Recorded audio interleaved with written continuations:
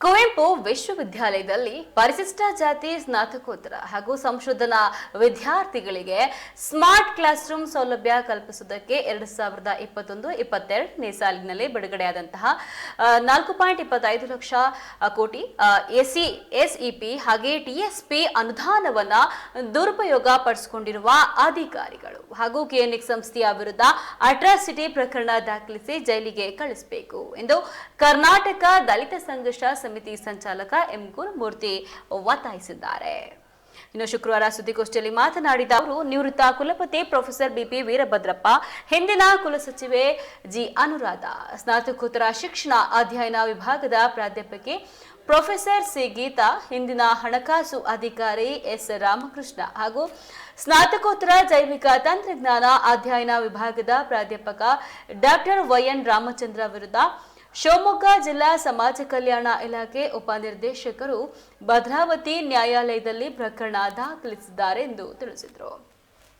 ಇನ್ನು ಕುವೆಂಪು ವಿಶ್ವವಿದ್ಯಾಲಯವು ಗುಣಮಟ್ಟದ ಶೈಕ್ಷಣಿಕ ಹಾಗೂ ಸಂಶೋಧನಾ ಸೌಲಭ್ಯಗಳ ಮೂಲಕ ನ್ಯಾಕ್ನಿಂದ ಎ ಗ್ರೇಡ್ ಮಾನ್ಯತೆ ಪಡೆದಿದ್ದು, ಕೇಂದ್ರ ಸರ್ಕಾರದ ಎನ್ಐಆರ್ಎಫ್ 2020 ಶ್ರೇಯಾಂಕದಲ್ಲಿ 73ನೇ ಸ್ಥಾನ ಹಾಗೂ ಕರ್ನಾಟಕ ರಾಜ್ಯ ಉನ್ನತ ಶಿಕ್ಷಣ ಪರಿಷತ್ನಿಂದ 4 ಸ್ಟಾರ್ ಶ್ರೇಣಿ ಪಡೆದಿದೆ. ಪ್ರಸ್ತುತ ವಿಶ್ವವಿದ್ಯಾಲಯದಲ್ಲಿ 750ಕ್ಕೂ ಅಧಿಕ ಪರಿಶಿಷ್ಟ ಜಾತಿ ಮತ್ತು ಪಂಗಡದ ಸ್ನಾತಕೋತ್ತರ ಹಾಗೂ ಸಂಶೋಧನಾ ವಿದ್ಯಾರ್ಥಿಗಳು ವ್ಯಾಸಂಗ ಮಾಡುತ್ತಿದ್ದಾರೆ. ಆದರೆ ವಿದ್ಯಾರ್ಥಿಗಳಿಗೆ ಅಗತ್ಯ ಸೌಲಭ್ಯಗಳನ್ನು ಕಲ್ಪಿಸದೆ ಎಸ್ಇಪಿ ಹಾಗೆ ಟಿಎಸ್ಪಿ ಯೋಜನೆಯಡಿ ಬಿಡುಗಡೆಯಾದ ಕೋಟ್ಯಾಂತರ ರೂಪಾಯಿ ಅನುದಾನವನ್ನ ದುರುಪಯೋಗ ಪಡಿಸಿಕೊಂಡಿರೋದು ಗಂಭೀರ ವಿಚಾರ ಆಗಿದೆ ಎಂದು ಆರೋಪಿಸಿದರು.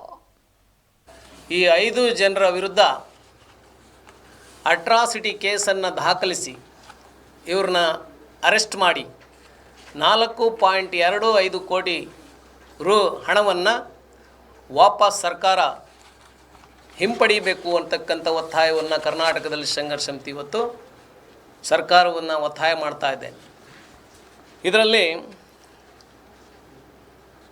ಕುಲಪತಿ ವೀರಭದ್ರಪ್ಪನವರು ಸರ್ಕಾರಕ್ಕೆ ಒಂದು ಪತ್ರವನ್ನು ಬರೀತಾರೆ. ಯಾವಾಗ ಕೋವಿಡ್ಡು ರ್ಯಾಪಿಡ್ ಆಗಿ ಸ್ಪ್ರೆಡ್ ಆಗಿರ್ತಕ್ಕಂತಹ 19ನೇ ಸಾಲಿನಲ್ಲಿ ಅವ್ರು ಏನು ಬರೀತಾರೆ ಅಂತ ಹೇಳಿದ್ರೆ, ಕುವೆಂಪು ವಿಶ್ವವಿದ್ಯಾನಿಲಯದಲ್ಲಿ ಬಡ ಮತ್ತು ಮಧ್ಯಮ ವರ್ಗದ ವಿದ್ಯಾರ್ಥಿಗಳು ಇಲ್ಲಿ ವ್ಯಾಸಂಗವನ್ನು ಮಾಡ್ತಾರೆ ಮಲೆನಾಡಿನ ಭಾಗದಲ್ಲಿ, ಮತ್ತು ಇದಕ್ಕೆ ಎ ಗ್ರೇಡು ಮಾನ್ಯತೆ ಪಡೆದಿದೆ ನ್ಯಾಕ್ ಕಮಿಟಿಯಿಂದ.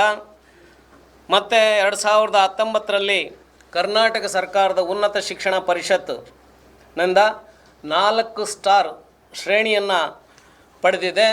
ಮತ್ತು ಇದರಲ್ಲಿ ಪ್ರಥಮ ವರ್ಷದ ವಿದ್ಯಾರ್ಥಿಗಳು 400, ದ್ವಿತೀಯ ವರ್ಷದ ವಿದ್ಯಾರ್ಥಿಗಳು 350, ಒಟ್ಟು 750 ವಿದ್ಯಾರ್ಥಿಗಳು ಇಲ್ಲಿ ವ್ಯಾಸಂಗ ಮಾಡ್ತಾಯಿದ್ದು,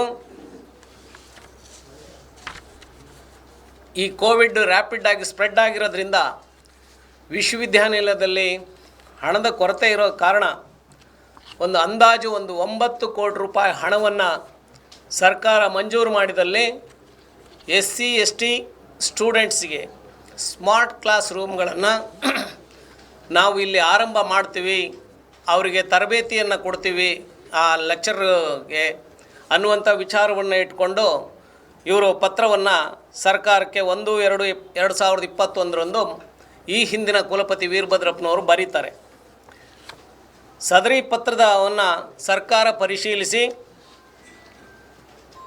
14/1/2022ರಂದು SCP TSP ಯೋಜನೆಯ ಅಡಿಯಲ್ಲಿ ಸುಮಾರು 5 ಕೋಟಿ ರೂಪಾಯಿ ಹಣವನ್ನು ಮಂಜೂರು ಮಾಡುತ್ತೆ.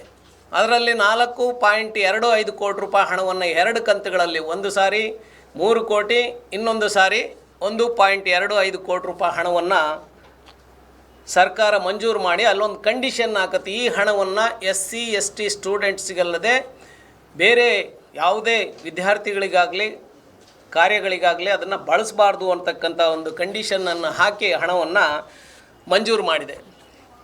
ಈ ಮಂಜೂರು ಆದ ತಕ್ಷಣ ಏನು ಮಾಡ್ತಾರೆ ಅಂತ ಹೇಳಿದ್ರೆ, ಸುಮಾರು 25 ಸ್ನಾತಕೋತ್ತರ ವಿಭಾಗಗಳಲ್ಲಿ ಈ SCP TSP ಅನುದಾನವನ್ನು ಬಳಸಿಕೊಂಡು ಸ್ಮಾರ್ಟ್ ಕ್ಲಾಸ್ಗಳನ್ನು ನಿರ್ಮಾಣ ಮಾಡಿದ್ದೀವಿ ಅಂತ ಹೇಳಿ ಇವರು ದಾಖಲೆಗಳಲ್ಲಿ ತಿಳಿಸ್ತಾರೆ ಇವರು. ಹಾಗೆಯೇ ಖರ್ಚು ವೆಚ್ಚಕ್ಕೂ ಮತ್ತು ಸದರಿ ಸ್ಮಾರ್ಟ್ ಕ್ಲಾಸ್ಗಳಲ್ಲಿ ಅಳವಡಿಸಿ ಸಲ್ಲಿಸಿದ್ದಾರೆ. ಮತ್ತು ಕಿಯೋನಿಕ್ಸ್ ಎಮ್ ಡಿ ಅವರು